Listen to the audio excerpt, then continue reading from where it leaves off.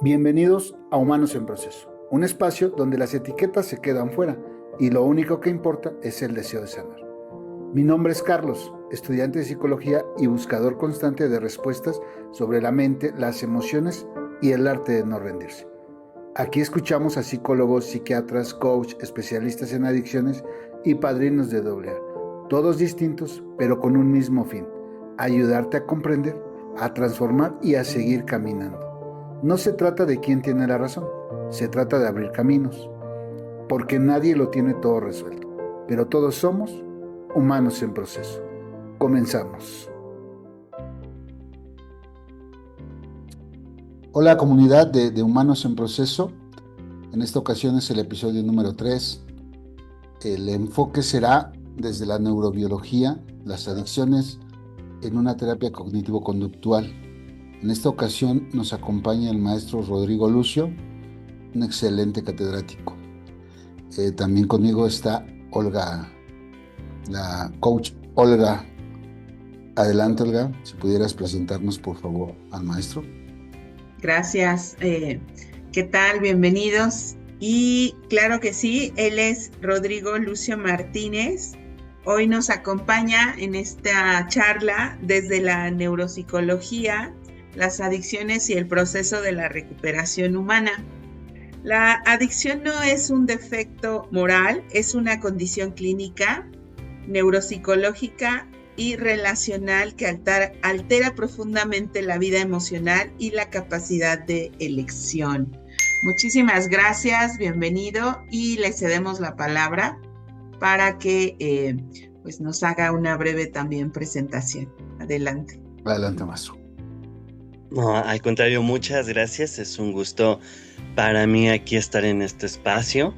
Y bueno, vamos a hablar el día de hoy de un tema bastante interesante acerca de algunos componentes de la neuropsicología, de la terapia cognitivo-conductual, incluso algunos derivados de esta terapia, que son terapias de tercera generación, como el modelo ACT, que es la aceptación y compromiso, el modelo FAB, que es el modelo funcional, ¿no? Análisis funcional, y el DBT, ¿no? Que es la dialéctico-conductual, que son algunas formas de terapia que, pues bueno, nos van a estar ayudando completamente a todo este proceso de adicción, que como bien lo dicen, más que verlo anteriormente como una enfermedad, ¿no? Ahora hablamos de una condición clínica de manera específica. Y bueno, será algo que vamos a ir aprendiendo de manera pues fabulosa, y esperemos que les pueda ir gustando bastante la información que estaremos presentando. Claro que sí, va a ser demasiado relevante, ya que se han tocado temas muy importantes de diferentes enfoques y todo va encaminado a la recuperación de la persona, al bienestar de la persona, al desarrollo humano. ¿Algo que quieras decir, Olga?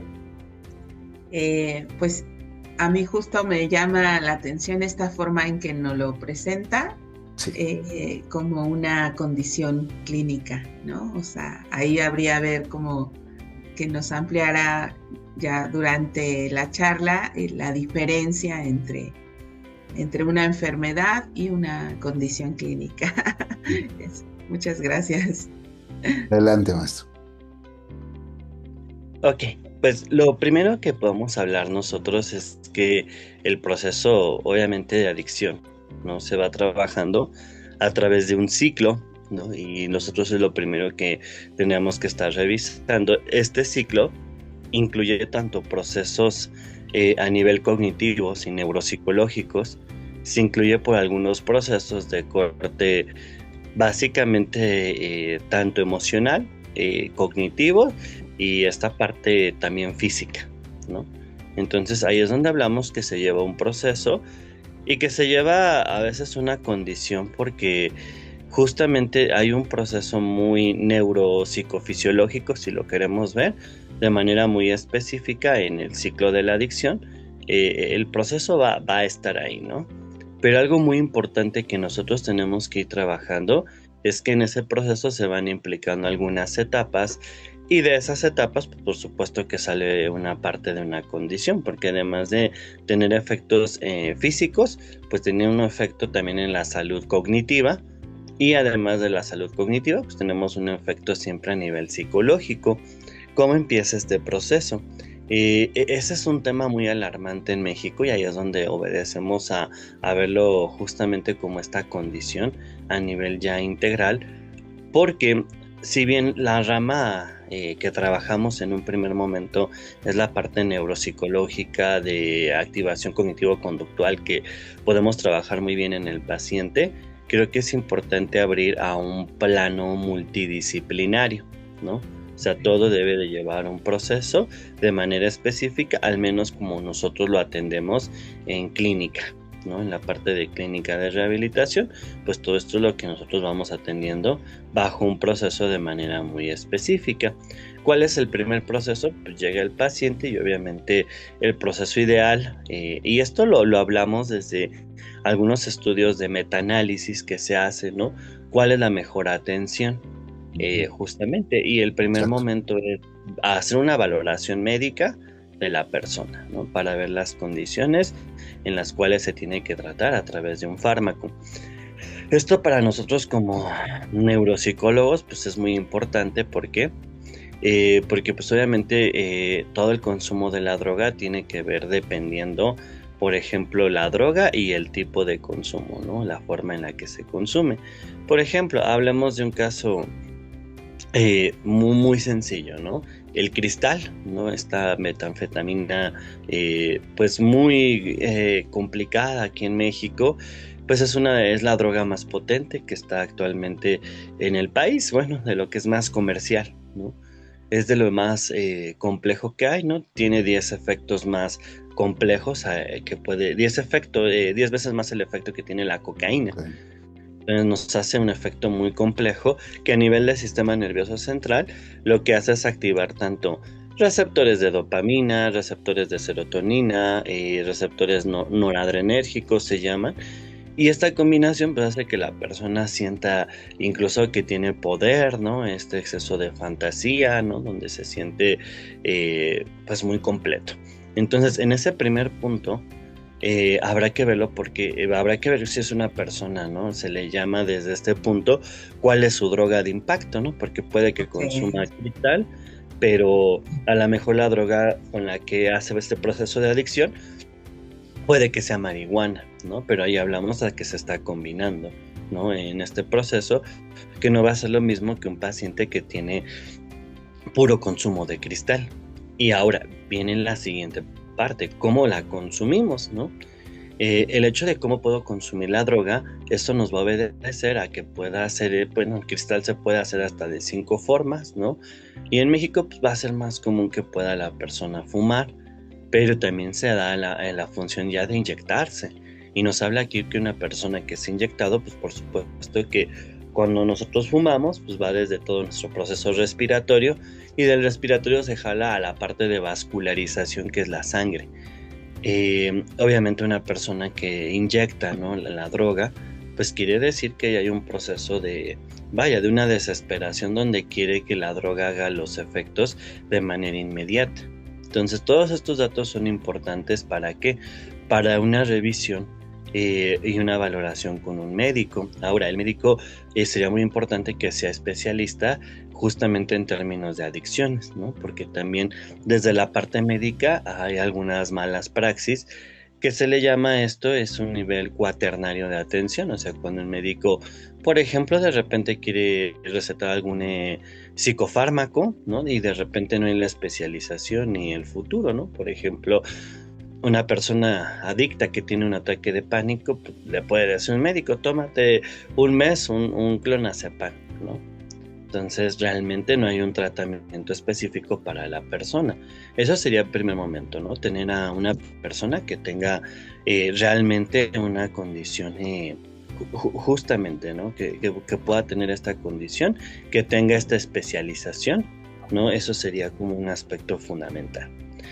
En un segundo punto, que nosotros vamos a estar trabajando, o en un segundo momento, veríamos ahora el tema de de manera muy específica de trabajar toda la atención justamente con un toxicólogo. Sería importante, es algo ahí que es un dilema, ¿no?, social en México, porque esto nos lleva a pensar y replantearnos justamente a que es muy caro, ¿no? Es muy cara la atención de un toxicólogo, ¿no?, de alguien que esté especializado. ¿Por qué? Para que justamente esta persona pues sepa cómo debe de ser el tratamiento farmacológico, porque va a ser muy importante. Mucha gente en México teme al fármaco, y el tema es temer más bien a quién voy a consultar, ¿no? Porque de repente esta parte del fármaco pues se puede estar consultando y va a ser como muy... Va a ser un tanto complicado, ¿no?, que podamos estar nosotros consultando a alguien que nos pueda dar un tratamiento. Entonces aquí es acercarnos nosotros como clínicas o nosotros como especialistas involucrados en el tema de salud mental, pues básicamente tenemos que estar acompañando en el tema de poder nosotros contratar a alguien que realmente haga pues que realmente haga este vínculo, ¿no?, de manera muy adecuada. Ese va a ser como uno de nuestros principales retos. Y si no es esto, podamos establecer contacto con un psiquiatra que también tenga temas en adicciones, porque esto va a brindar un tratamiento especializado a los pacientes, ¿no? De repente hay métodos que para mí son muy respetables, pero obviamente no tienen un plan de tratamiento adecuado para cada persona, y nos dicen, no, pues llévalo 30 días, 40 días, ¿no? Pero en ese momento, ¿qué pasa o qué sucede? Y esa sería como la primera etapa, ¿no?, del proceso, antes de que nosotros hagamos nuestra intervención. Ahorita que nosotros hagamos el tema de nuestra intervención, pues es parte de lo que nos gustaría a nosotros ir pues trabajando, ¿no? Cómo hacemos nosotros un poquito más énfasis y cuándo es que empezamos a intervenir. Todo esto es importante porque hablamos a que el cerebro hay un proceso pues básicamente de intoxicación. La persona se acostumbró, hay una falta aquí de neurotransmisores que la persona experimenta cuando consume la droga. Esta falta de neurotransmisores pues la podemos ver de manera muy muy específica. Por ejemplo, podemos ver nosotros esta falta, ¿no?, a través de algunas cuestiones de placer de la vida diaria, ¿no? Por ejemplo, la dopamina, que pues es esta droga. Si yo no estoy a gusto, si en mi trabajo me va mal, si en mi matrimonio me va mal o siento que no es lo mejor, pues evidentemente ahí vamos a tener como que esta primera complicación, ¿no? Entonces yo, al tener esta falta, ¿no?, de segregación de ciertos neurotransmisores, pues lo que voy a hacer más fácil es estar buscando pues voy a buscar bastantes alternativas, y dentro de esas alternativas pues voy a estar buscando justamente consumir la droga, ¿no? Y la droga me va a generar ese placer. Entonces, a nivel de un circuito cerebral es muy difícil la parte de desintoxicación, porque nos habla que esto nos conlleva a receptores dopaminérgicos de serotonina, que principalmente están inmiscuidos en toda la parte del sistema límbico, y esto nos lleva a la parte del sistema emocional. Y del sistema límbico trabajamos en una región del cerebro que se llama tegmentum, y del tegmentum va lo que es nuestra corteza prefrontal, que pues básicamente es la que más en este sentido es la que más, ¿cómo decirlo?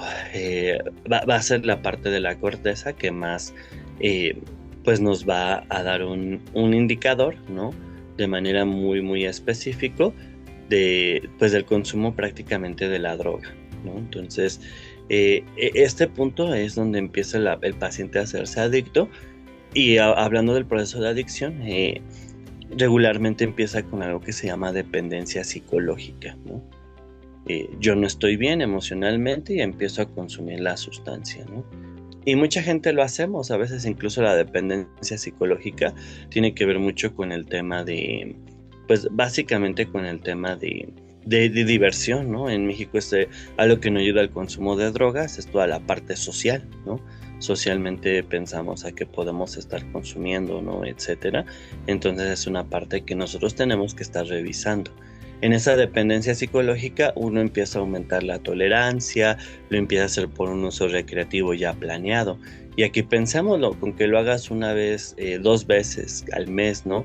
Con esa idea de tú querer estarlo haciendo, incluso las drogas que son legales, como el tabaco, el alcohol, estamos ya con una dependencia psicológica.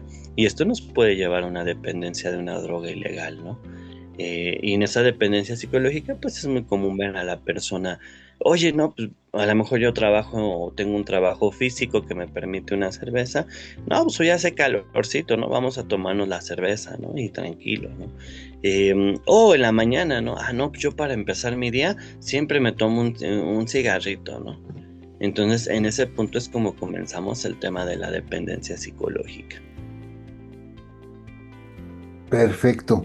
Miren, nos habló de emociones, psiquiatra, neurotransmisores, pero inició con algo como si lo primordial o primero tendría que asistir uno a un psiquiatra.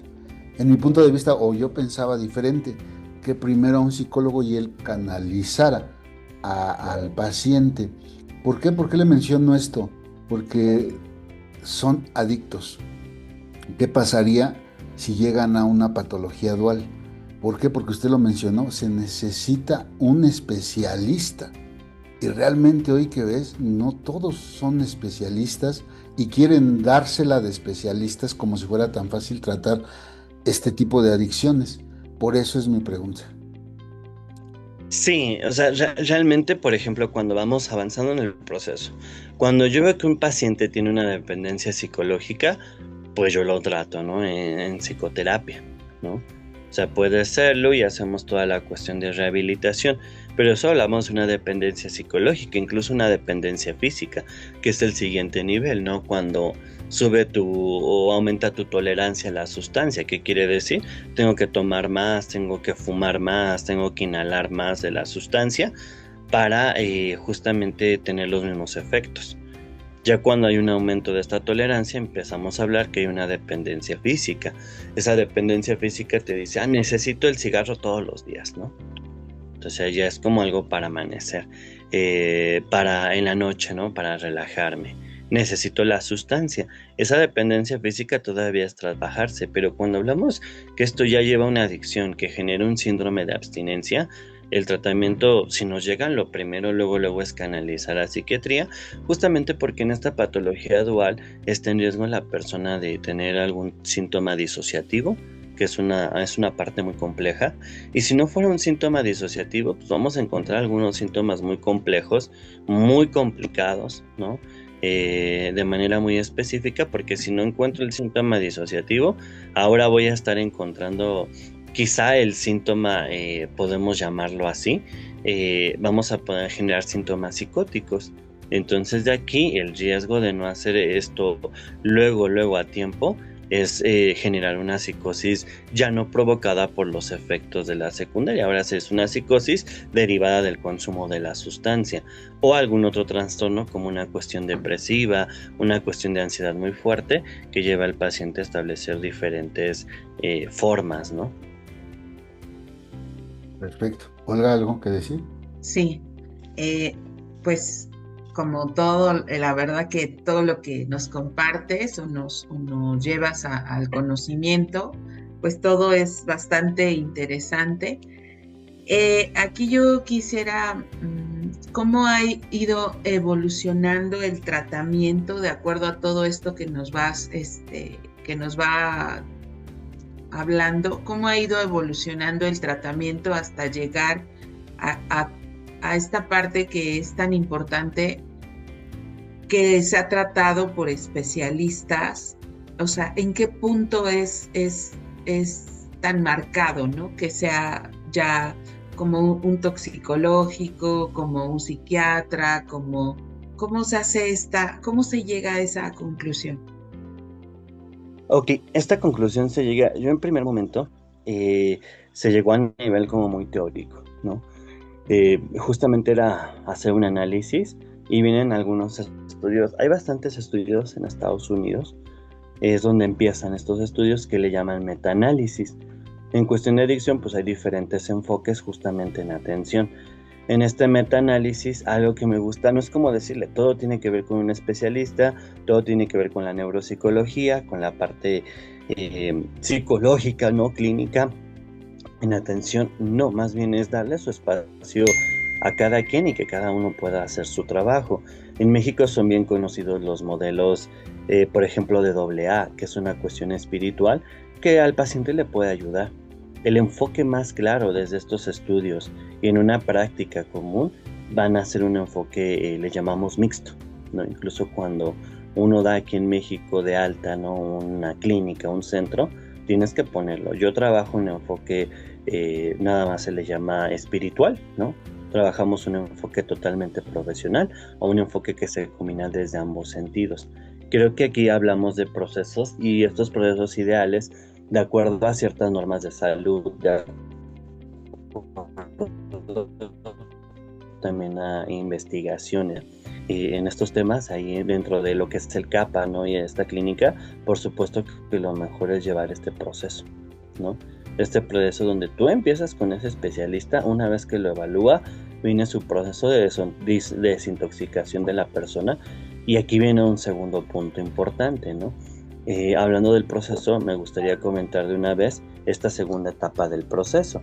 Esta segunda etapa pues, nos va a llevar a un término de una rehabilitación cognitiva, ¿no? ¿Por qué es importante esto? La droga, al generar, si vemos una definición típica, ¿no?, de la Organización Mundial de la Salud, nos va a decir que la droga es aquella sustancia que altera el sistema nervioso central, ¿no? Y la mayoría pues va a tener efectos en todo lo que es nuestro cerebro, ¿no? Principalmente en esta parte del sistema nervioso central, la cual es muy importante, pues es la primera donde vamos a tener estos efectos. ¿Qué hace? El paciente pierde funciones mentales muy graves.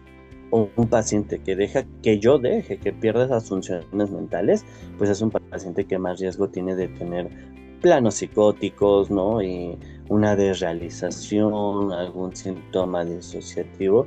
Entonces, la siguiente etapa, antes de meternos todavía a la parte emocional, y esto es muy importante, si un paciente, llega conmigo, pero si sus funciones mentales no sirven, no tiene nada, no tiene ningún sentido trabajar con él, ¿no?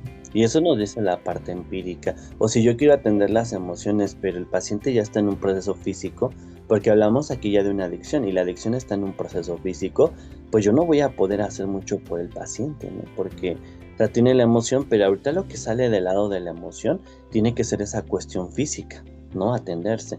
Y eso se hace justamente con la adquisición del fármaco, pero el fármaco distribuido de manera correcta, ¿no? Eso sería como muy importante. Entonces, en esta segunda etapa exploramos lo que es el examen del estado mental de la persona, que tenga una orientación en tiempo-espacio, que tenga las funciones mentales conservadas, que tenga las funciones de higiene al niño, que pueda tener cooperar hacia el entrevistador. Un paciente que ha tenido bastantes efectos de la droga, si yo luego quiero trabajar con él, a lo mejor va a ser muy suspicaz, va a ser muy reticente conmigo y me va a decir, eso de la psicología no sirve. Y hay pacientes que niegan mucho esta parte, pero es más fácil tenerlos ya con una función mental pues ya conservada, ¿no?, en ese sentido. Y eso pues va a ser muy importante.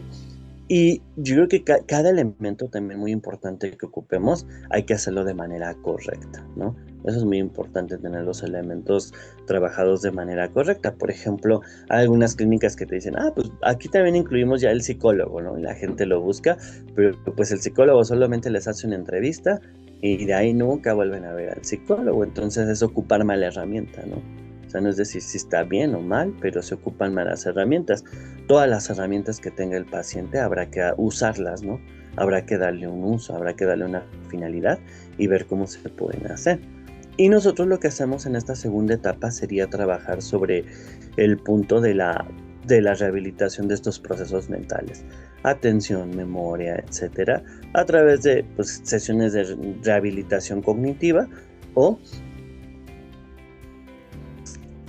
si no fuera una rehabilitación cognitiva, a través de poner sus funciones ejecutivas, que esto es la habilidad de cómo nosotros trabajamos con esas funciones mentales, ¿no? Para hacer, no sé, acomodar una mesa, ¿no? Necesito poner memoria, ¿no? Etcétera. Eso es lo que se hace primero con el paciente, ¿no? De manera específica. Gracias.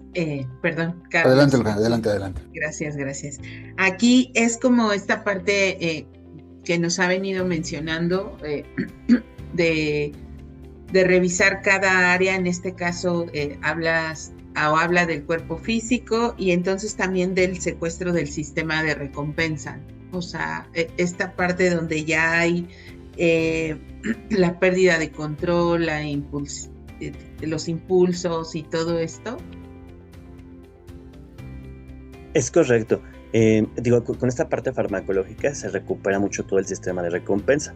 Y aunado a ello, todo lo que tiene que ver con funciones mentales y en este caso funciones ejecutivas, ¿no? Sería como que uno de los principales puntos a trabajarse para un inicio, ¿no? Todavía hablamos en etapas muy tempranas. Y aquí que menciona que con el fármaco se recupera el sistema de recompensa, ¿a qué se refiere? Ok, la recuperación, por ejemplo, Carlitos, va a ser en este punto hasta llegar a recuperar tanto funciones mentales, pero por ejemplo también recuperar incluso la parte de, o sea, ha pasado por un proceso de adicción, entonces principalmente trabajar con esta parte de recompensa emocional, ¿no? O sea, yo consumí la droga porque esa droga me sentía un placer que a lo mejor no lo tengo en mi vida cotidiana, ¿no? Esto es un primer punto. Entonces, como no tengo ese placer en mi vida cotidiana, pues viene el primer punto a trabajarse y vaya, me va a generar ahora esto ansiedad. Necesito una ansiedad, ¿no? Aquí es donde hablamos ya de un adicto, viene el síndrome de abstinencia y esa ansiedad es muy complicada y me va a hacer buscarlo. Entonces, esta primera parte pues va a trabajar mucho con la parte de trabajar esa ansiedad, trabajar esa cuestión depresiva que a veces puede sentir el paciente. Y una vez que nosotros trabajemos con estos temas, empiezo a trabajar con el tema de control de impulsos, reconocimiento emocional, pero eso el fármaco va a regular y va a estabilizar cada uno de estos neurotransmisores. Incluso hay pacientes adictos, algo muy importante, que la corteza cerebral, ¿no? Toda la parte del córtex, toda la zona cortical, subcortical, ya genera un deterioro, ¿no? En toda esa corteza. Y a veces no puedes ni siquiera, primero hay que empezar con a él establecer a que pueda hablar, que sea comprensible todo lo que habla, que pueda ser entendible, que pueda incluso poder hablar de manera adecuada. Y ahí es donde encontramos la primera parte, o bueno, esta segunda parte ya de funciones mentales. Ok, entonces hablando, digamos, desde la corteza prefrontal y todas sus funciones, recuperaríamos no solamente el sistema de recompensa, sino la zona ejecutiva, ¿no? La encargada de todo, de la zona ejecutiva, perdón. Y aparte, si nos pudiera aclarar qué significa cognitivo-conductual para los que no conozcan estos términos, hablando de la terapia cognitivo-conductual. Ok, bien, pongámoslo en una parte de ejemplo. Todo lo cognitivo se refiere a cuestiones de cómo funciona nuestra mente, ¿no? Y en la mente básicamente son las funciones psicológicas. Todo esto se refiere a memoria, atención, concentración, pensamiento y lenguaje. Pues el adicto empieza a perder estas funciones, ¿no? Que es la primera parte que les decía que vamos a ir abordando. Y al perder estas funciones, pues obviamente, por ejemplo, estoy tomando y pues olvidé cosas, ¿no? Eso sería pues la memoria. La persona, por ejemplo, que fuma marihuana, ¿no? O ahora está este componente un poco más complejo que es el wax, ¿no? Lo están ocupando mucho los chicos, ¿no? Vamos a waxear y vienen hasta en estos promociones así como muy de élite, ¿no? Vaya, que ancla a los jóvenes. Entonces cuando dicen los chicos vamos a waxear, ¿no? Justamente a veces están como perdidos, ¿no? Y les dicen, está como ido, tiene sordera, ¿no? Empieza a perder la atención, ¿no? En ese momento la persona pierde la atención, su mecanismo de alerta ya no es el mismo con el cual estamos atentos todos los días, ¿no? Entonces es una persona que ha perdido este mecanismo de atención y habrá que estar revisando qué podemos hacer, ¿no? Al perder justamente este mecanismo de recompensa justamente de esta función cognitiva. Esa es la parte cognitiva. Lo conductual es todo lo que yo puedo observar, ¿no? Por ejemplo, lo cognitivo, ya sé que la atención no está así, lo conductual te va a decir, pues lo veo como perdido, ¿no? Y se queda la persona. 5, 10 segundos, un minuto. Esa es la parte conductual, donde la persona queda viéndose a un punto fijo.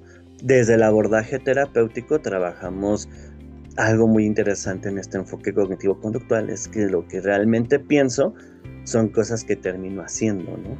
O empiezo a revolver esto. Desde lo cognitivo-conductual trabajamos mucho la cuestión de pensamiento, ¿no? Bueno, ¿qué es lo que siento? ¿Qué pienso? Y al último, ¿qué hago? ¿No? Tener congruencia entre estas tres y que vayan en este orden. Hay pacientes adictos que dicen, bueno, por ejemplo, yo no pensé nada, lo primero que hice fue hacerlo, no tengo el deseo de consumir la sustancia, lo hago, pienso que es placentero y al último me siento mal, me siento culpable, ¿no? Me siento con esta culpa, ¿no? Que le llaman coloquialmente, pues esa cruda moral después del consumo, ¿no? Entonces, obviamente esto tenía que ser al revés, pero es todo un proceso trabajarlo porque además aquí, como bien lo mencionamos, hay una sustancia que es adictiva, ¿no? Ok. Aquí tal vez saliendo un poquito del contexto, pero bueno, hay que explotar su conocimiento. Ahorita que mencionó y lo hizo gráficamente de perderse así 5 o 10 segundos, a mí me pasa cuando estoy estresado, cuando estoy pensando en pagar cosas, en mis múltiples ocupaciones, y se lo juro que me quedo así. O sea, por eso digo, tal vez no estoy saliendo del contexto, pero ¿qué podría estar pasando en este aspecto? Ok, ahí hay una falta justamente de eso, se debe a una falta de atención, ¿no? Hay un proceso que se llama atención-concentración, que esto se pierde cuando hay algo impactante emocionalmente, ¿no? Por ejemplo, nosotros al verlo, al decir, incluso podemos verlo, al tener un duelo amoroso, de repente te viene el recuerdo y quedas perdido, ¿no? Eso quiere decir que tu atención se concentra totalmente hacia el estímulo, que puede ser la deuda, ¿no? En este caso, la atención se concentra en ese estímulo totalmente emocional. La atención se compone tanto de receptores, ¿no? Emocionales, cognitivos, físicos, ¿no? De todo lo que viene en el ambiente, pero esa es una parte muy poderosa. Ahora, esto puede ser 5 o 10 segundos si es poco, pero imaginen lo fuerte que debe de ser una sustancia para que justamente pierda esas funciones cognitivas, ¿no? Exacto. Muchas gracias. Adelante, Olga. Gracias. Cuando ahorita me hace a mí, pues sí, recordar un poco la parte de, yo tengo un hermano que desarrolla a través de y le digo con todo el amor que le tengo, a través del consumo desarrolla esquizofrenia, ¿no? Entonces el día de hoy, obviamente, pues para mí es verlo, que a lo mejor a sus inicios del consumo, pues intentamos como llevarlo a ciertos lugares, siento que tal vez no fue el tratamiento adecuado, ¿no? Todo lo que conlleva. Y el día de hoy que ya estuvo internado y le diagnostican esquizofrenia a través del consumo, entonces he visto como muy de cerca esa parte, ¿no? La parte del deterioro en sus conductas, en su forma de hablar, en su forma de interactuar. Aquí es donde, digamos, cómo es un tratamiento tan completo para una persona, digamos, que llega con ustedes o que ha llegado usted a atender, que ha visto tanto en mejora como que a lo mejor ya no hay una mejora. Sí lo hay. Por eso es importante estos pasos, porque yo les decía, por ejemplo, esa parte de esa parte de psiquiátrica, ¿no? Que es psicótica ahora en este caso, regularmente, y eso es algo que lo va a asombrar, porque en hospitalización nosotros en el hospital psiquiátrico recibimos a los pacientes que son psicóticos. Todos pensaríamos, es el que ha sido psicótico porque pasaron condiciones emocionales, son menos del 10%, ¿no? La mayoría de pacientes con psicosis obedecen un 90, un 85% a personas que tienen antecedentes de problemas justamente de dependencia física o de adicción a una sustancia. Y esto es lo que justamente nosotros revisamos y parte de esta mejora, la mayoría sí se rehabilita para una vida normal. Ahí se puede restringir hasta qué punto, ¿no? Pero puede tener una vida cotidiana, sí, siempre y cuando lleve un tratamiento. Los únicos casos donde ya no es complicado, habrá algunos casos que son los mínimos, donde se quiera ya una hospitalización ya de por vida, ¿no? Ya no es una hospitalización parcial, se queda la persona pues internado, pero ahí hablamos de una psicosis crónica, ¿no? Todos pensamos, ¿no? El psicótico es, vaya, es una persona complicada que nunca está en su realidad, y no tiene que ver nada con esta parte de la psicosis, ¿no? E incluso ahí podemos hacer otro tema, ¿no? Hablando totalmente de cómo evoluciona esta, pero normalmente también tienen muchos periodos le llaman lucidez, ¿no? Básicamente, y hay muchos, ¿no? Ahí tenemos el caso de un ingeniero civil muy bueno, ¿no? Construye bastantes carreteras aquí en México, y también lleva una psicosis también por consumo de droga, ¿no? Etcétera. Y lo primero que trabajamos es la rehabilitación cognitiva, y a veces uno puede estar con el psicótico y ni cuenta te vas dando, ¿no? A través de la convivencia diaria es cuando ya lo ves.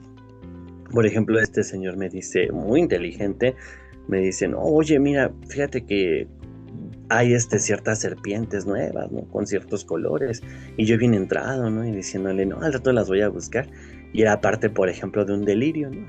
Yo me acuerdo que esa ocasión me daba el nombre científico de estas serpientes, ¿no? Con colores nuevos, y pues era una parte de un delirio, ¿no? Y me dice el terapeuta ocupacional, me dice, no, estás muy menso, ¿no? Por así decirlo, búscalo, y eso, ¿no? Y uno pensando ahí, ¿no? Que que eran las serpientes, ¿no? Ok, gracias, sí. Carlos. Perfecto. Y por ejemplo, nos estamos enfocando mucho en la adicción hacia la droga. ¿El tratamiento es similar o es lo mismo hacia el alcohol? Hacia el alcohol, bueno, nosotros para el alcohol es una droga, que la pongan legal, pero Ok, sí, perfecto. droga. Justamente, aquí habría un tema, puede ser similar, sí, pero cambian ciertos procesos, por ejemplo, a cuestiones de ludopatía, ¿no? Puede cambiar un poquito más a cuestión de tabaco, ¿no? Ahí sí hay un ligero cambio, pero el alcohol va a ser muy similar, ¿no? Hay que desintoxicar, ¿no? En ese sentido. Y aquí me gustaría un poquito irles hablando también de qué sigue, ¿no? Ya, o sea, ya tengo un paciente que se estabilizó, ¿no? Con el fármaco, ya estableció sus funciones neurológicas. Aquí viene la última parte, donde empezar con una cuestión psicológica y empezar con una cuestión espiritual, ¿no? Yo les decía que cada punto es importante. Me gustaría primero enfocarme en la cuestión psicológica. La cuestión psicológica, pues llevar una terapia individualizada, eso es lo que tiene que hacer. De repente nos dicen, terapia grupal, también me encanta el tema de que lleven terapia grupal, pero si no hay un proceso individual donde el paciente, pongámosle, busque este equilibrio emocional, el paciente yo va a ir regularmente, y yo no he conocido ningún caso que haya llegado simplemente porque me gustó la sustancia. No, detrás de ese me gustó había un tema donde, pues sí me gustó porque a lo mejor nunca me prestaban atención en mi casa, ¿no? Sí me gustó porque me pegaba mi papá, porque sufrí un abuso. Entonces hay que ir trabajando un poco la parte psicológica, tanto en terapia individual como en terapia de grupo.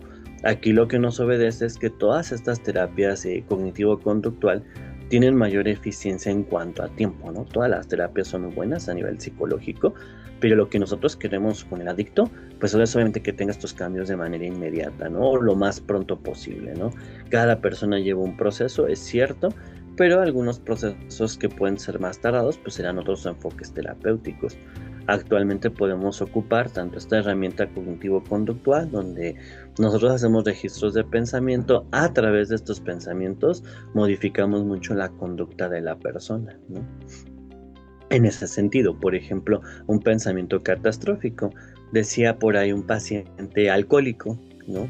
De allá de este pueblo de Jerez, Zacatecas. Decía, bueno, pues el paciente... O sea, bueno, pues ¿para qué tomo, no? Si yo salgo y no voy a tener a nadie, el dinero lo tenía, ¿no? Yo salgo, tomo y viene la parte catastrófica, pues mejor ya me quedo aquí porque pues allá salgo y no va a pasar nada, no voy a tomar, y eso es catastrofizar, ¿no? Y es similar como cuando nosotros podríamos llamarlo de esa manera, va a ser muy similar como cuando pienso, ¿no? Se viene Navidad y todo va a estar feo, ¿no? Necesariamente todo va a ser, voy a gastar todo mi dinero, ¿no? Y estoy catastrofizando en vez de pensar y dirigir el pensamiento en otro tipo de conducta, ¿no? Por ejemplo, ¿qué tan necesario va a ser una cena lujosa este año, ¿no? Por ejemplo, ir a pensarlo. Si no es necesario y solamente es un estatus, pues deja la cena lujosa, ¿no? No va a pasar nada, ¿no? Habrá una forma. Y acá también habrá que ir pensando, ¿no? En este último punto trabajamos con un proyecto de vida, ¿no? Desde la cuestión terapéutica, si tú la llevas bien, por ejemplo, ese proyecto de vida lo va a tener que cumplir la persona, y algo muy importante es que dentro de esto se hace un plan cuando sale la persona. En ese plan de salida de la persona, nosotros estamos viendo estas bases y se le da un seguimiento, pues obviamente al tratamiento con contactos, ¿no? Etcétera, donde vemos si desde la persona la primera semana que llega a salir ya de la rehabilitación o ya desde la clínica, esa persona necesariamente está cumpliendo con esos proyectos de vida, ¿no? Eso es muy importante, irlos analizando justamente. Ok. Nos mencionó desde un principio que esto era multidisciplinario. ¿Qué opinión se merece el psicoanálisis respecto a las adicciones? Mi opinión es que estaría como muy bien psicoanálisis posterior cognitivo-conductual. No sé si estoy bien. Eso es mi punto de vista. Podría hacerse que el paciente empiece con un proceso más profundo, una vez que trabajó el tema de las adicciones, que el paciente obedezca un proceso más profundo. El psicoanálisis nos puede dar un proceso profundo, ¿no? de algunos cambios. Aquí lamentablemente, como lo decíamos desde un inicio, el tema es buscar a la persona que realmente haga un método en psicoanálisis. Si la persona realmente hace el método bien, ya sea terapia cognitivo-conductual, ya sea psicoanálisis, el tema es buscar quien lo haga bien, ¿no? Y particularmente en México es un enfoque, ¿no? De repente está peleado mucho, ¿no? Con lo cognitivo-conductual.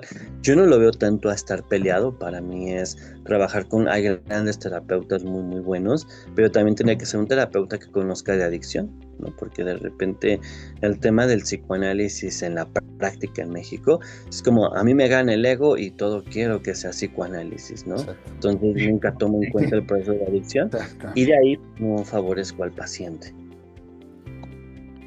Sí, claro.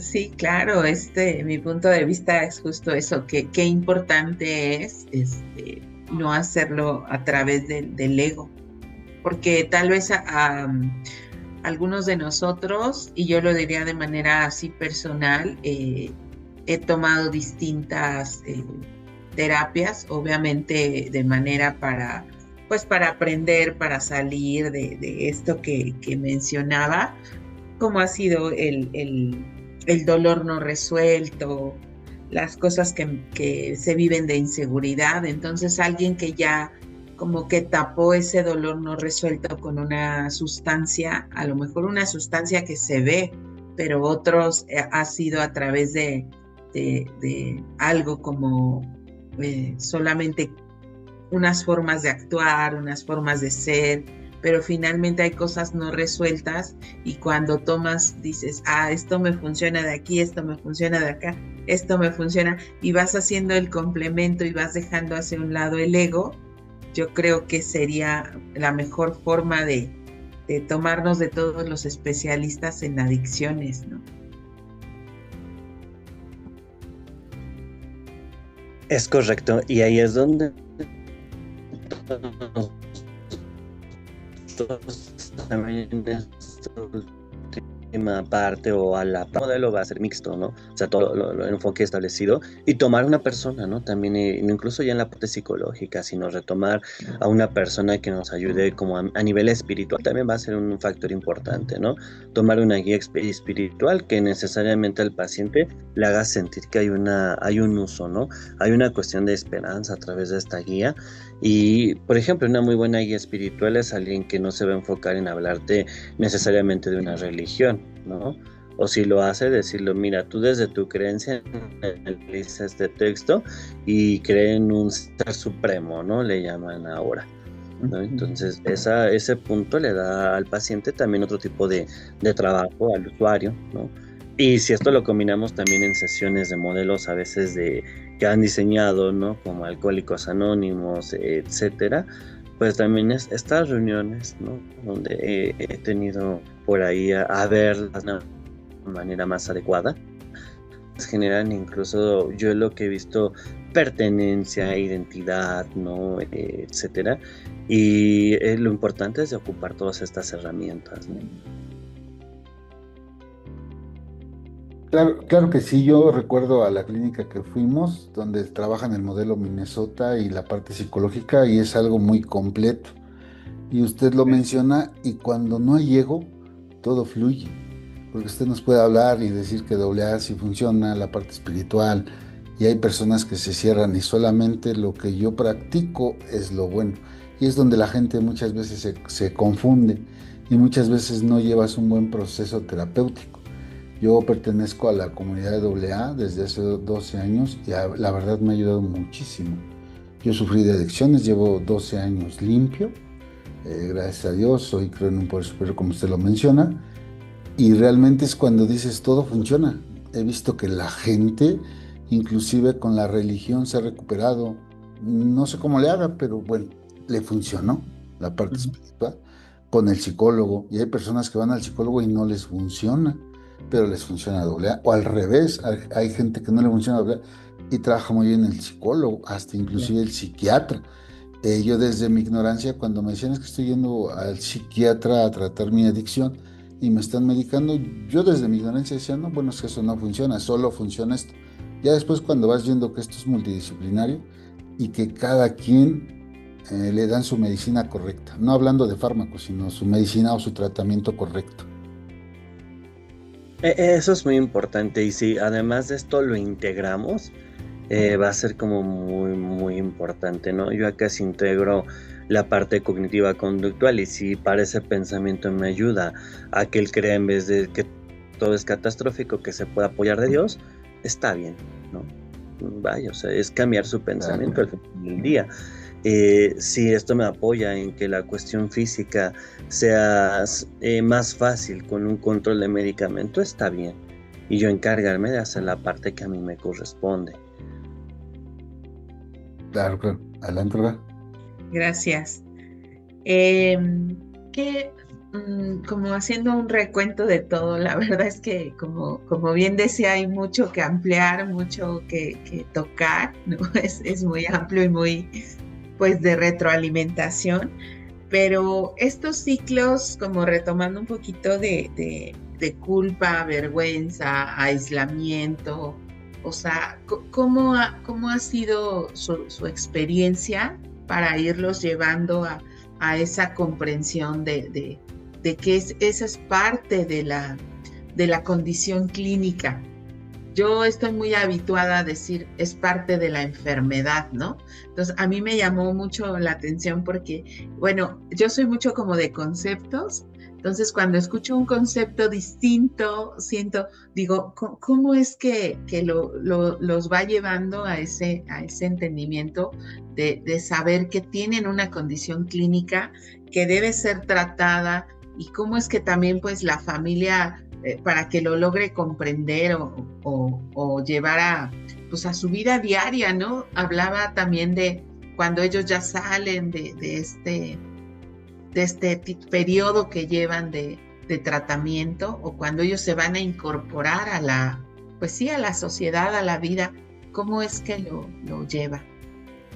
Ok, antes de eso, pues yo creo que la primera parte de entendimiento, tenemos que trabajar mucho el tema de aceptación, ¿no? Aquí yo siempre lo que llego a manejar son terapia, la parte aquí trabajamos con lo cognitivo-conductual, pero con una terapia de tercera generación que se llama terapia de aceptación y compromiso, ¿no?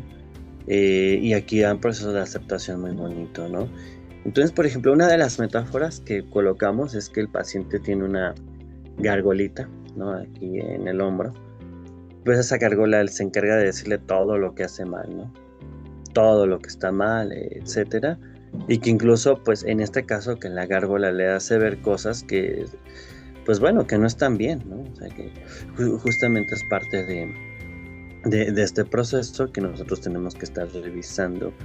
En ese sentido, cuando nosotros hablamos del tema de la gárgola, y ya la tiene ahí en el hombro, pues podemos ver de manera específica que el paciente, ¿cómo mencionarlo? Hacemos énfasis a qué son las cosas que él no alcanza a ir viendo a través de esas metáforas, de las cosas que a lo mejor él hacía, ¿no? Que provocaban daño de manera muy, muy específica. Todo eso es lo que nosotros vamos a alcanzar a ir viendo, ¿no? Y cuando nosotros vemos en esta metáfora, pues el paciente empieza a acceder emocionalmente, obviamente después de trabajar, después de darnos cuenta del problema, ¿no? Y es donde él empieza a hablar, ¿no? Y empieza a decirte, oye, sí, quizá no lo veo o no lo vi, pero pues quizá mis hijas me ocuparon, ¿no? Por ejemplo. No lo vi y quizá pues llegué a ser consciente y a veces no son conscientes. Y hemos tenido casos muy, muy, muy graves donde, por ejemplo, teníamos ahí un caso de un señor que le gustaba mucho tener conductas sexuales y pues en el momento no lo veía y pues sus hijas lo veían, ¿no? Entonces dentro de esta metáfora te dice, sabes que ya analicé ahorita de manera específica o acabo de analizar de manera específica que pues cuál pudo haber sido el impacto de mi hija, ¿no? Saberme realmente masturbándome, cuál es el impacto, ¿no? Que tiene en este caso para mi hija y no lo veo, ¿no? Y empieza a sanar esos procesos que a la vez algo bonito que también trabajamos acá en terapia, además de la de grupo, es también trabajar con intervenciones de psicoterapia familiar, siempre y cuando la familia lo permita, ¿no? Saber en el paciente cómo es este proceso y eso nos va a permitir más fácil tener un plan de cuando el paciente sale, tener su plan de salida para que la familia al unirse, al integrarse, a tener mayor cohesión con la familia, pues la familia también luego cualquier cosa que vea, la familia te lo va a reportar, ¿no? Y es un tema muy, muy, muy importante y muy amplio. A ver si nos da para otra ocasión lo de la neurobiología. Y para ir cerrando esto, voy a hacer una pregunta muy, muy, muy importante, creo yo. ¿Por qué? Porque todo lo mencionado, la cátedra que nos da o que nos han dado es muy amplia y dices, híjole, qué bueno es conocer respecto a las adicciones. La gente, ¿cómo podría identificar? Porque estoy seguro que muchos tienen problemáticas como la que yo tuve y no saben a quién acercarse. Al acercarse a un psicólogo, ¿cómo pueden darse cuenta? Híjole, es que se oye feo, pero que no es charlatán, que sabe de lo que es las adicciones, porque es muy complejo acercarse a cualquier persona y que crea saber, porque desde el ego o porque desde su conocimiento ya siente que todo lo sabe. ¿Cómo la gente podría identificar? Bueno, y ahorita si nos deja usted también sus redes sociales, su número, le agradezco, pero en caso de que estén en otro lado, ¿cómo podrían hacerle para identificar a un buen psicólogo? Ok, el primer punto sería, para identificar al psicólogo va a ser muy variante, ¿no? Por ejemplo, primero es ver que tenga realmente la especialidad en el tema, pero yo me iría hasta desde algo muy, muy básico. El primer punto, como es complicado y de repente lamentablemente los colegas, ¿no? Aquí en el país todos son especialistas, ¿no?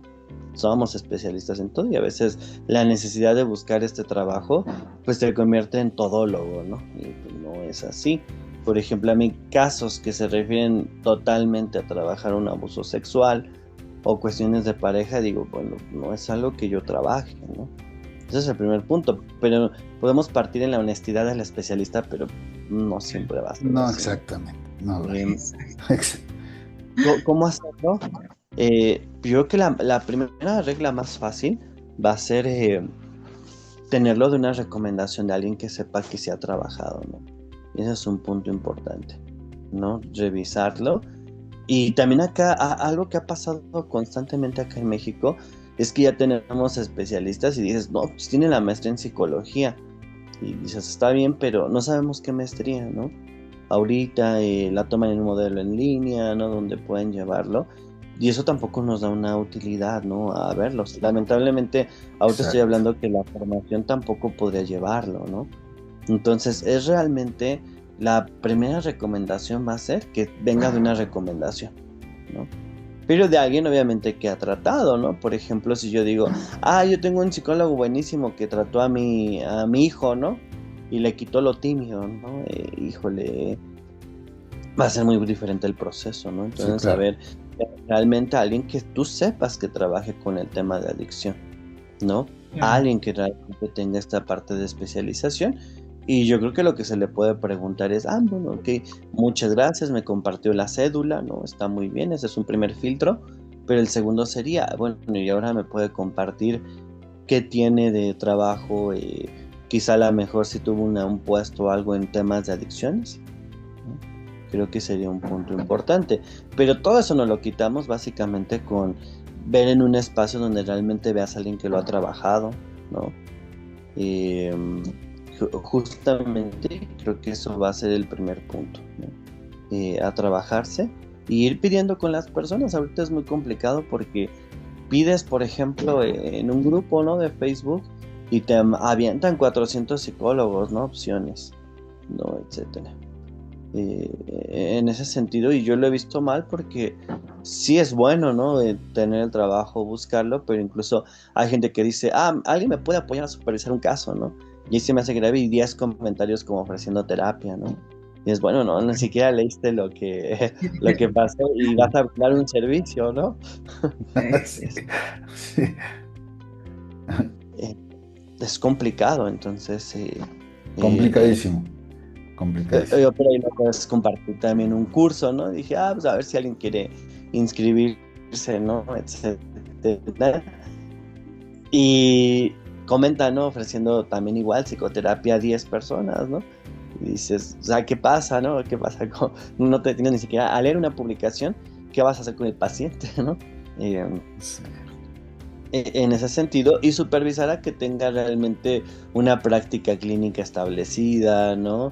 Que realmente es una persona, algo que también nos da mucho a entenderse, es que es una persona que tenga ya un prestigio, ¿no? Ya, o sea, eso no te lo da un título, ¿no? Eso no te lo da tu trabajo, ¿no? Perfecto.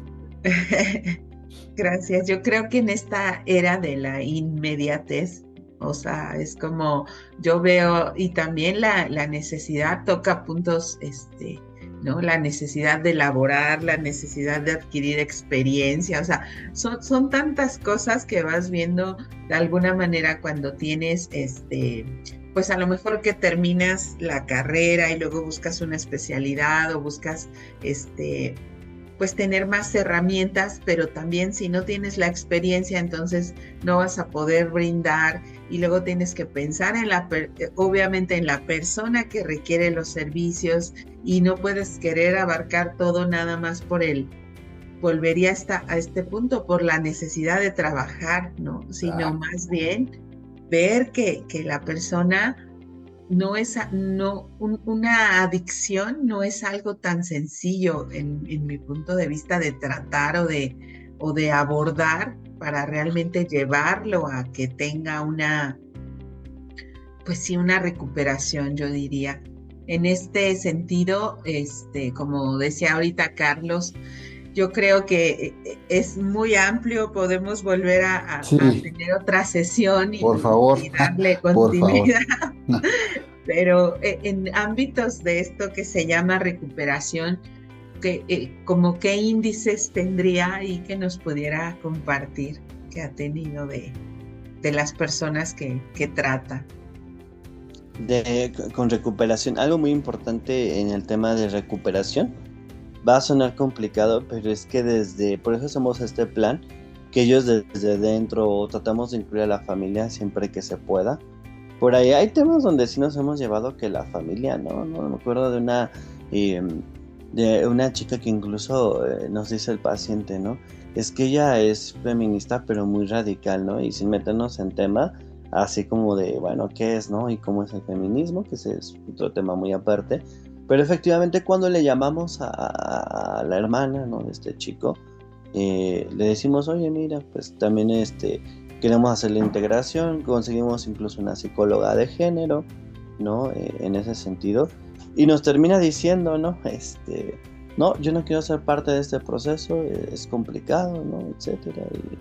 Y nos dice ella, ¿no? Yo estoy en esta posición, estoy justamente en este movimiento social y va en contra de lo que hace, pues mi hermano, ¿no? Que es adicto. Y es complicado porque dices, bueno, no tienes esa red de apoyo, ¿no? Pero es buscar siempre algo muy importante es cuando salga que el paciente pueda establecer esa red de apoyo. Eso es una probabilidad, tanto en adicciones como temas de salud mental. La persona que tiene una buena red de apoyo, si se dan cuenta, es una persona que puede salir de un cuadro depresivo inicial, ¿no? Menos muy fácil. Entonces, si nosotros también trabajamos desde afuera, ¿cómo se puede hacer? Y realmente también integramos a la familia o a las personas cercanas, ¿no? Amigos, etcétera. Eso va a ser un indicador muy sencillo, ¿no?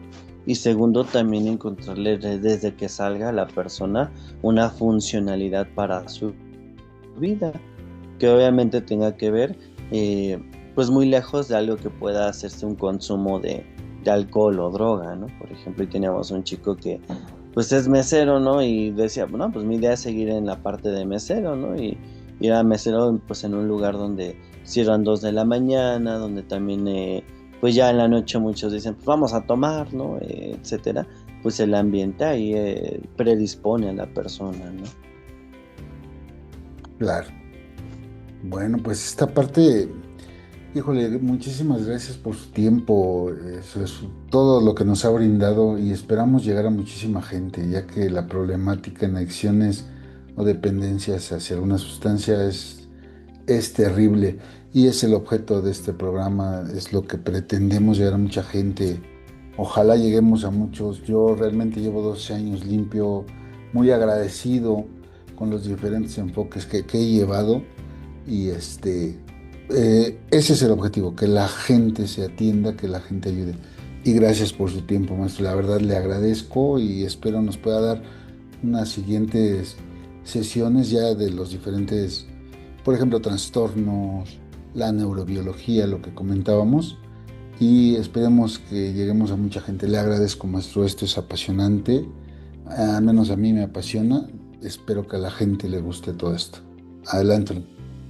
Gracias, pues sí, gracias por esta sesión de esta charla para humanos en proceso y también, claro, el poder brindarle a la gente información de la importancia que es estar con personas adecuadas, especialistas, que no es un tema sencillo, que es de bastante cuidado, de tiempo, ¿no? De comprensión. Entonces yo creo que eso es, de verdad también dice Carlos y reafirmo esto, muchísimas gracias y pues sería todo por hoy. Otra cosa, si nos pudiera dejar sus redes, todos lo dejamos, pero sus teléfonos, donde lo pueden contactar, sus redes sociales, porque estoy seguro que mucha gente le resuena este tipo de temas y que sepa buscar a alguien, ¿no? Y si es usted, es ampliamente recomendado, pero si nos puede dejar sus redes, le agradezco. Sí, en un primer momento me gustaría... Ah, perdón, adelante. Y ya nada más para cerrar al final, un consejo que le pudiera dar a la gente, aparte de sus redes. Sí, bueno, en un primer momento justamente agradecer también el espacio. Y a mí realmente se me ocurren de entrada 3 temas importantes, la parte de la neurobiología, ¿no? Dárselos incluso con una aplicación, hacer la prueba, ¿no? Esta cómo se puede ir grabando, donde la gente pues pueda ver de cerca, ¿no? ¿Qué es lo que sucede cuando consumimos una sustancia? La segunda sería algo que me gusta mucho ahorita, pues es el tema de cómo identificar también que estoy desarrollando síntomas psicóticos, ¿no? Por el consumo de la sustancia. Y la tercera, y esa es la que más creo que es muy prevalente y funcional ahorita, es qué pasa cognitivamente con la marihuana, ¿no? Que se vende como amistoso, etcétera. Sí, claro. Cognitivamente es fatal, ¿no? Como cigarro ya. ¿sí? Y pues vaya, tiene muchos daños cognitivos, ¿no? Si hay ventajas, sí, porque físicamente no hay tantos daños, ¿no? Pero cognitivamente muchos, ¿no? A nivel mental. Y bueno, agradecer mucho el espacio y normalmente pues decirle a las personas, bueno, a todo el público que puedan estar, que está a veces muy bien sentirse mal, pero habrá que ver todo eso hasta qué punto llega y hasta qué condiciones. Regularmente cuando trabajamos con los procesos, es gente que encontramos y dices, wow, ¿no? O sea, son personas de repente que son profesionistas, es la persona que trabaja en construcción, pero aquí no vemos a realmente qué eres, ¿no? Sino realmente es que detrás de esto hay un dolor emocional y qué tanto trabajamos con ese tipo de situaciones. Creo que es lo importante que nos lleva un proceso tan complicado. Y pues digo, de redes nos pueden escribir, el número de contacto es el 722-499-2852 y nos ubican en Facebook también, ahí sí nos pueden apoyar a ir siguiendo, Claro. como Salud Mental y Psicología con espacio doble R, ¿no? Una doble R mayúscula, así nos pueden encontrar en redes sociales. Okay. Muchísimas gracias, maestra. ¿Algo más que agregar, Olga? ¿No? Pues reiterar el agradecimiento y estos 3 temas o puntos que nos da al final. Claro que sí, vamos a tomar la palabra y vamos a darle continuidad. Pues muchísimas gracias. Maestro, mis respetos y muchísimas gracias. Lo esperé mucho tiempo para esto, pero bueno, se dio. Gracias. De verdad, gracias, ¿eh? Y esperamos llegar a muchísima gente. Por supuesto que sí, gracias a ustedes. Que sea un excelente día.